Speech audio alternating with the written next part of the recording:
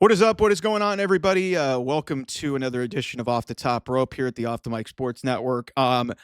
So one thing that we've continued to talk about here, and that's going to be a big talking point in the coming days, weeks, because this could be happening relatively soon, is the big angle that came out of. There's a couple big angles that came out of Clash in Paris. The first being obviously Roman Reigns is written off of television. You know, that's a big story in itself, but we already expected that. The other big angle that nobody really saw coming is that Becky Lynch is now a member of the Vision with her husband Seth Rollins after she helps Seth Rollins retain the World Heavyweight Championship, screwing over CM Punk again, and seemingly, setting the next phase of what seemingly a lot of people are saying is this never-ending feud between Seth Rollins and CM Punk. And it's already launched a bunch of, theories and a lot of speculation and a lot of reporting from a lot of people within the industry that this is finally the moment. And I talked about this in January or leading into February at the Royal Rumble that, AJ Lee was going to make a return to professional wrestling after being away for a decade. We haven't seen her since, I believe, the Raw after WrestleMania 31, which is funny because that Raw right after it was right after Seth Rollins did the heist of the century. And now 10 years later, he does the ruse of the century on AJ Lee's husband, CM Punk. And here we are in this storyline that, in some aspects has not really connected. And some people are kind of annoyed that this is still going on. I did talk about that there are some pros and cons to this. I don't like how this made the Vision, and I understand that they were written out of this thing, but considering that what a lot of people were expecting this to be built up to, for Becky Lynch to be involved in the World Heavyweight Championship match and ultimately ending it, seemed like a little bit of an odd decision, but I get where it's going and I get why there's going to be some excitement here. And I definitely think if this is the direction that they're going in, this could be really big. It really could.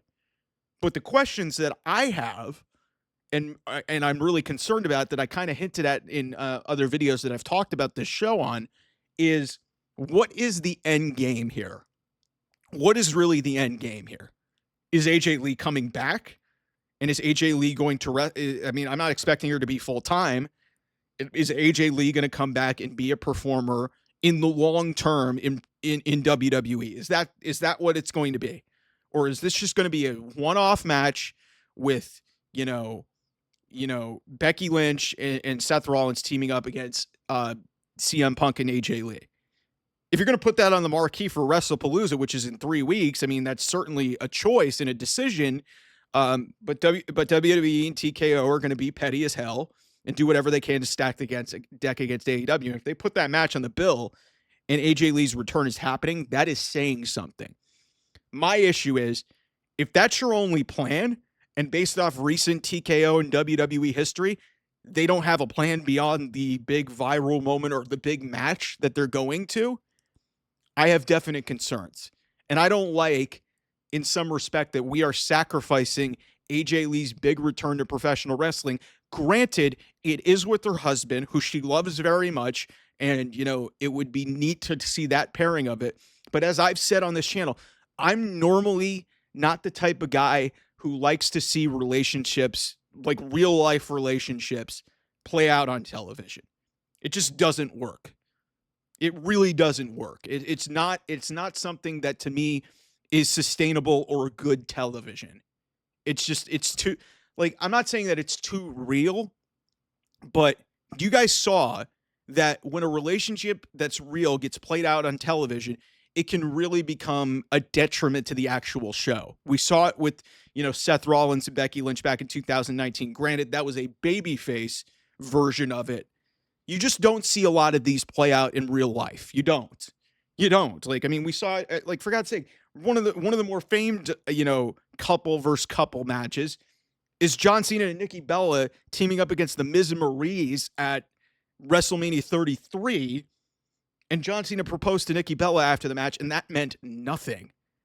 Like, both of them went off and got married to other people. Nikki's now divorced.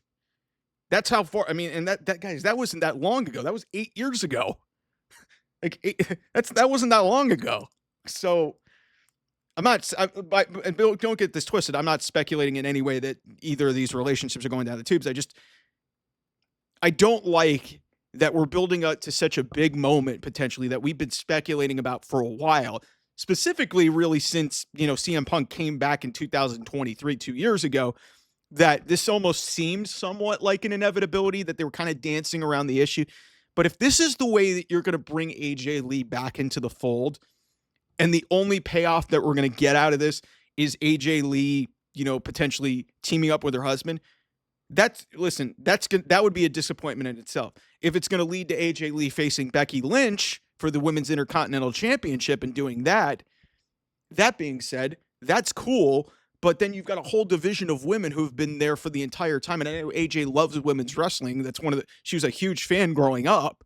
And there's a lot of people who are in WWE because of AJ Lee.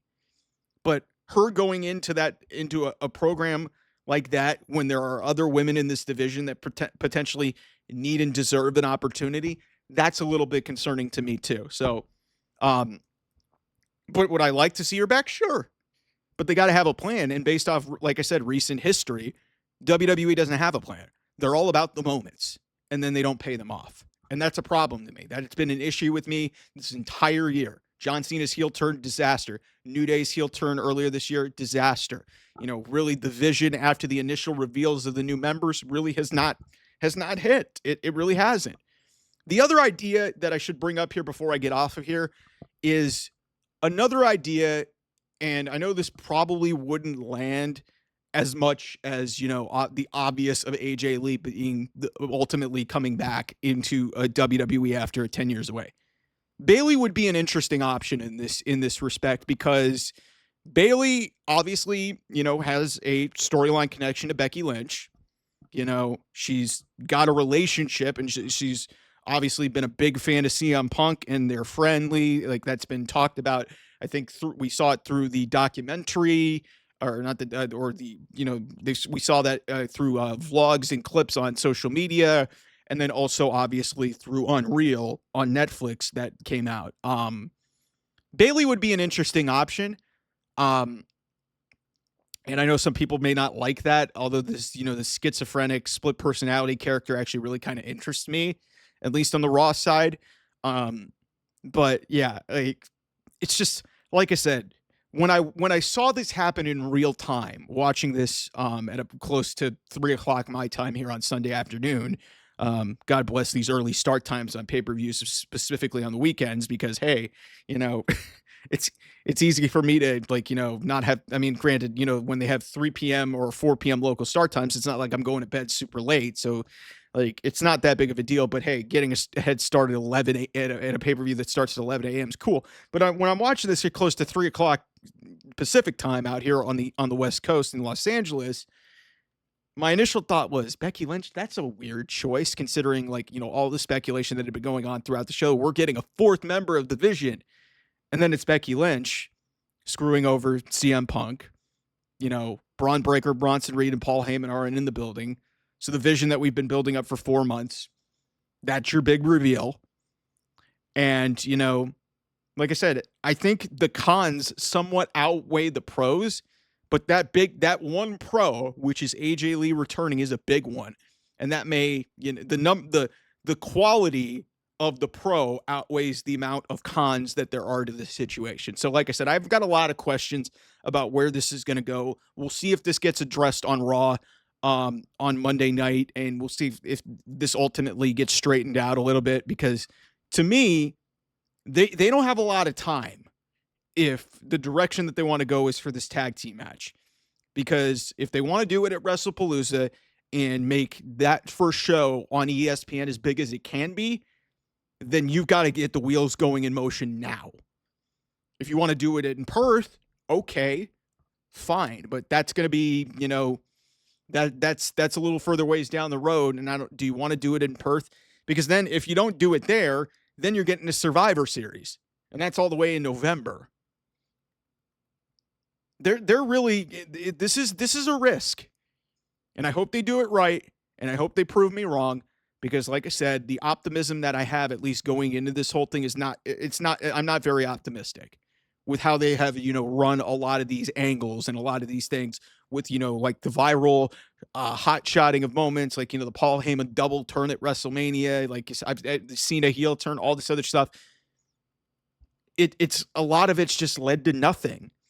And it doesn't matter in some respect because, they're making money, but you're risking kind of, alienating some fans. And if this is just a one-off with AJ Lee, that's a huge letdown that you're bringing her in for this. I get it. It's personal to her, but some fans are going to be really pissed off that she gets brought into a world title picture fighting a battle with her husband. And in general, like I said, I'm not a big fan of relationships playing out on, WWE television. I'm just not a fan of it. It just doesn't really gain anything. And especially in a world title feud, really? Like, some people will say, well, Mike, what did you feel about Rhea and Liv and, the Dom thing? Guys, that's a fake relationship. That's not a real relationship. And after the SummerSlam turn of Dom, that thing got out of hand quickly. And it dragged on for way more longer than, and wore out its welcome pretty quickly. So that's just my stance on this. Like I said, I got a lot of questions moving forward. We'll see where this goes. Anyway, thanks so much. I'll see you guys soon. Bye-bye.